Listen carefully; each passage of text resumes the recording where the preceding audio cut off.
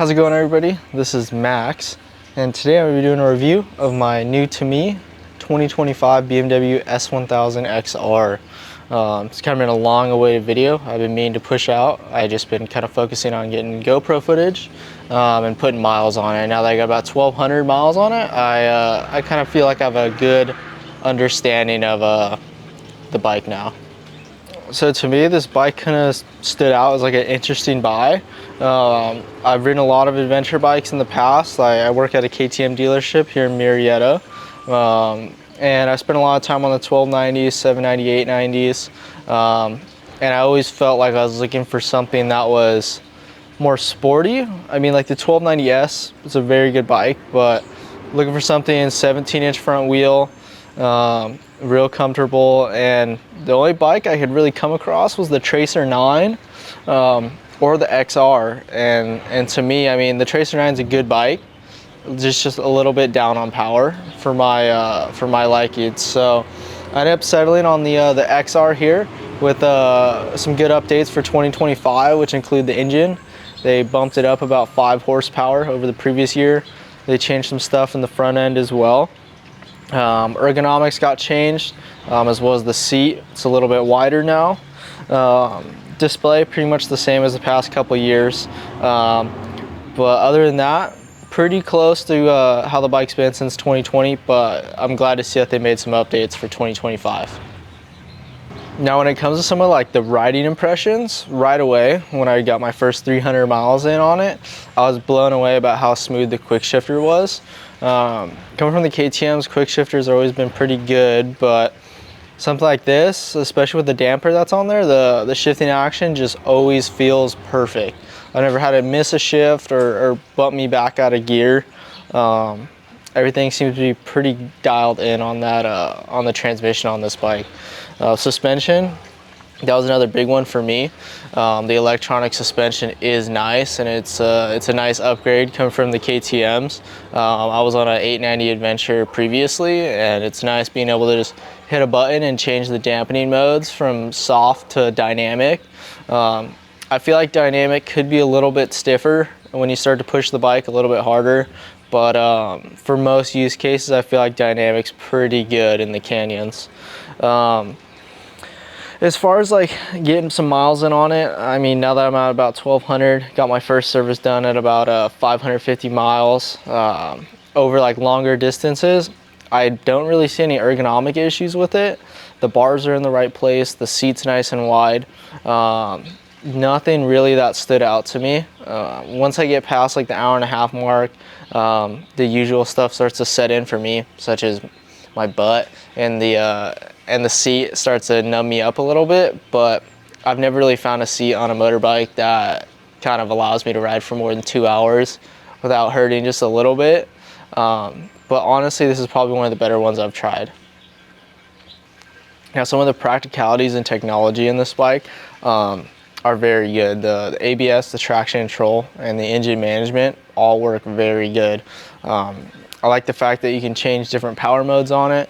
There's a bunch of different ways you can manipulate the ABS. There's 4 different levels, as well as being able to change the traction control sensitivity. For me, I usually leave it in dynamic on the traction control, which I believe is number 2. I find that like a good balance between having traction control but not interfering too much when you do get into some spirited riding. As well as the gas tank on it, 20 liters. It's a nice big tank. The bike does get okay fuel economy. I average about 36 miles per gallon, which is a good drop compared to the twins I was riding before, which were getting anywhere from 45 to 55. But other than that, no real complaints about the tank size. I mean, you get about 160 miles on a tank. Getting into some of the strengths on this bike would have to be its versatility.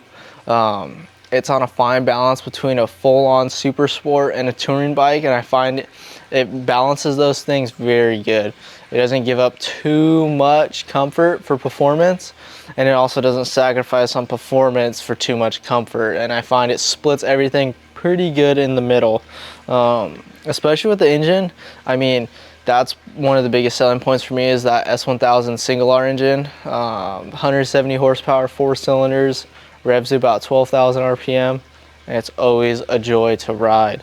I find that when you dial it back a little bit and kind of ride under 6,000 RPMs, it feels like a completely different bike. It feels like a touring bike. It's slow, tame, but as soon as you cross over 6,000, going to like right above like 8, that's when the power really starts to kick in, and it feels like a completely different bike.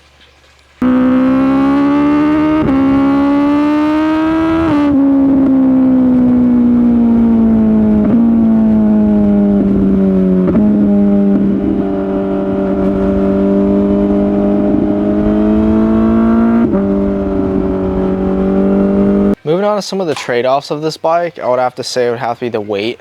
It is pushing a little bit more than a single R and a double R by about 80-ish pounds, which is a considerable amount. You do feel it compared to going back and forth on an R and an XR. But honestly, to me, 170 horsepower, it's plenty. The bike's always going to be fast. You do notice it kind of as you start to get in like 50-mile-an-hour-ish corners, when you start to go from left to right to left. On some of those chicanes, you can kind of start feeling that weight compared to a super sport. Other than that, not a deal breaker for me. I have changed a couple different things on the bike, as well as starting off with the windshield. I did go with a shorter WRS, which does come on the M Performance version of the bike.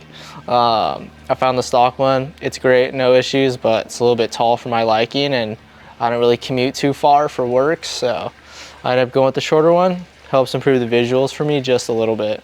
Moving on, I did do the exhaust on it. It is a Cat Delete Y pipe going into a Leo Vince Shorty.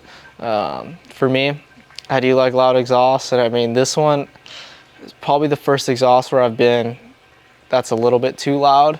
I'm probably going to be putting the stock muffler back on and keeping the Cat Delete pipe in there just to tame it down a little bit, because the Shorty, it sounds great, but there's points where I'm like an hour into a ride going on the freeway and I'm just kind of over it.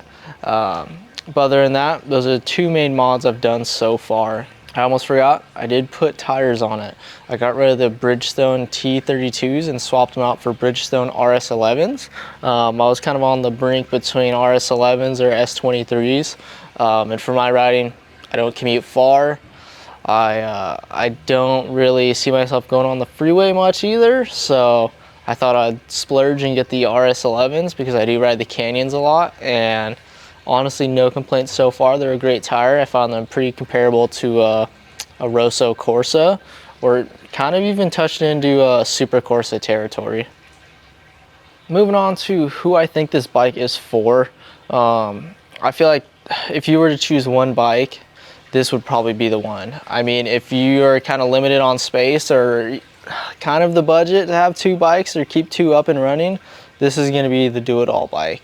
You can go far, you could commute, but then on the weekends, you still have basically a super sport with an upright seating position. I find that people that want a premium build, BMW technology, this is going to be the bike for you.